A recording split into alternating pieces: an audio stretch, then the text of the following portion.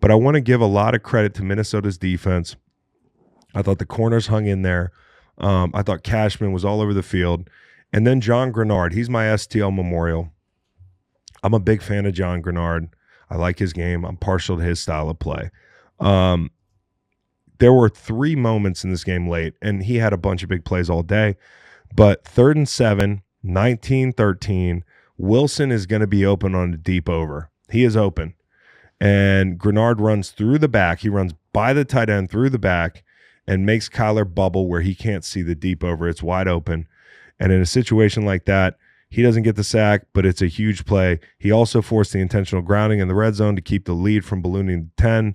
And then he had the sack fumble in the 2-minute drill. And then 2 plays later, he runs Kyler down inbounds. This guy was on fire. Like to finish a game like that, we talked about Leonard Williams last week. You talk about Leonard Williams this week. But it's like being shot with adrenaline is the feeling you get at the end of a game as a rusher when you're doing shit like this. And just to see him fucking out there having fun and making plays in different spots, and just he kept showing up.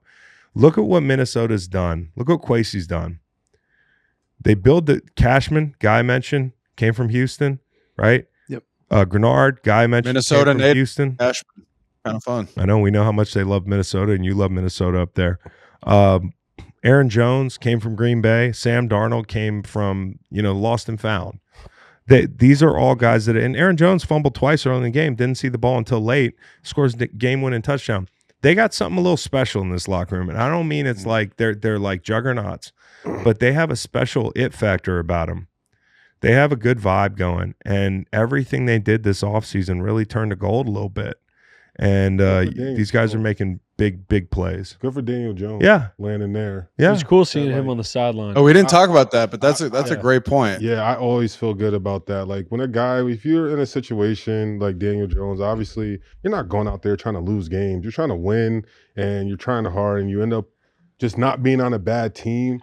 It's cool that when guys get to, like, it just flips like overnight. Like you were just on a terrible team, and now you're in a different locker room, a way different atmosphere, and that's cool that he gets to experience that in a season. Can I call you Dr. Fox now? Seriously. It's a good look for you. Shout out to the Cherry Festival. Yeah, Montana. Yep. Yeah, this dude, like, when he comes to visit me in Montana, he's like going thrifting the whole time. So, the real fast, you mentioned Sam Darnold, you find him in the lost and found. Shout out to him.